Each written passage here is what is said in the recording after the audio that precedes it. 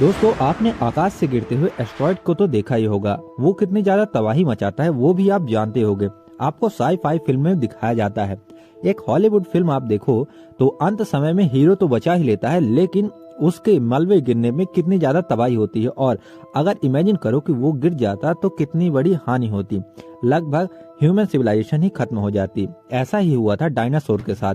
करीबन 10 से 20 करोड़ साल पहले ही डायनासोर का अंत हो गया, क्योंकि साइंटिस्टों के द्वारा ये बताया जाता है कि एक एस्ट्रॉयड गिरा, करीबन 10 किलोमीटर वाइड वाला, मतलब 10 किलोमीटर चौड़ा एक एस्ट्रॉयड गिरा और उसने पूरी डायनासोर सभ्यता को ही खत्म कर दिया। तो दोस्तों, ऐसा क्या हमारे साथ नहीं हो सकता जैसा डायनासोर के साथ हुआ है कि हमारी सिविलाइजेशन ही खत्म हो जाए? जी हाँ दोस्तों, ऐसा ही हो सकता है, क्योंकि हमारे सोलर सिस्टम में ऐसे रैंडम एस्ट्रॉयड घूमते ही रहते हैं और कब कौन सा एस्ट्रॉयड हमारे ऊपर आके टपक पड़े इसकी कोई गारंटी नहीं है। क्योंकि अभी तक नासा जितने ऑब्जर्व किया है एस्ट्रॉयड को, उनसे कहीं ज्यादा करीबन करोड़ों की संख्या में एस्ट्रॉयड हमारे आसपास घूम रहे हैं और कौन सा एस्ट्रॉयड हमारे ऊपर कब आके गिर पड़े हम कुछ कह नहीं सकते। इसी वजह से नासा ने एक ऐसा डिफेंस सिस्टम बनाया है जो कि अर्थ के लिए बहुत फायदेमंद होगा। एग्जाम्पल के तौर पे आप समझने की ये कोशिश कीजिए कि आपकी रेंज में कोई भी एक एस्ट्रॉयड आ जाता है और उसको आपको रिडायरेक्शन करना है, मतलब वो आपकी तरफ बढ़ रहा है लेकिन आपको उसकी डायरेक्शन चेंज करनी है। और आपके पास एक बल्कि सैटेलाइट जो कि आम तौर पे आम सैटेलाइट से ज्यादा वजनी होगा और उसका शेप ऐसा होगा कि वो टकरा के वहीं डिस्ट्रॉय हो जाए। तो दोस्तों, साइंटिस्ट अगले स्टेप में ये देखेंगे कि ऐसा कौन सा पॉइंट है एस्ट्रॉयड का जिसमें हम टक्कर मारेंगे तो उसका पूरा डायरेक्शन चेंज हो सकता है। वो उसका वीक पॉइंट पकड़ते हैं और उसमें ट्राजेक्टरी सेट करते हैं सैटेलाइट में और उसी पाथ में ट्रेवल कराया जाता है सैटेलाइट को और एस्ट्रॉयड और सैटेलाइट का कोलिजन करा दिया जाता है काफी तेज स्पीड में।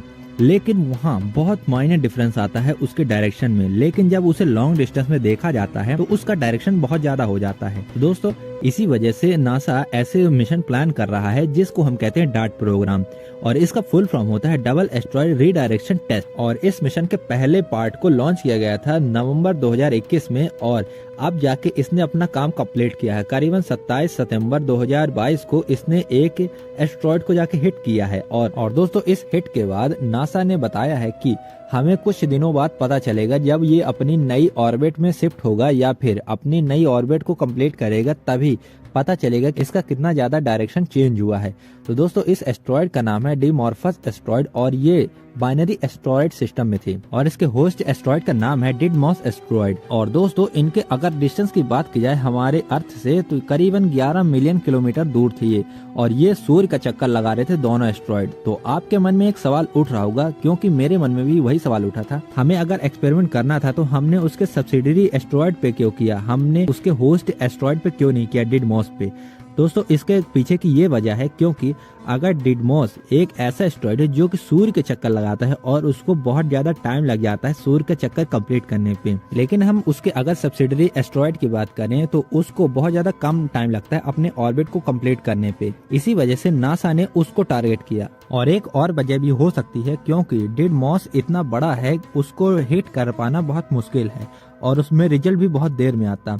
लेकिन डिमॉर्फस एक ऐसा एस्ट्रॉयड है जो कि छोटा है, करीबन 160 मीटर का ही उसका वाइड एंगल है, मतलब वो इतना चौड़ा है। और तीसरी वजह ये है कि ये दोनों एस्ट्रॉयड एक टाइडल लॉक एस्ट्रॉयड है, मतलब डिमॉर्फस एस्ट्रॉयड टाइडल लॉक है डिडमॉस से।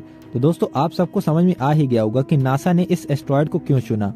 और दोस्तों, ये सबसे बेस्ट एस्ट्रॉयड है ये एक्सपेरिमेंट करने के लिए।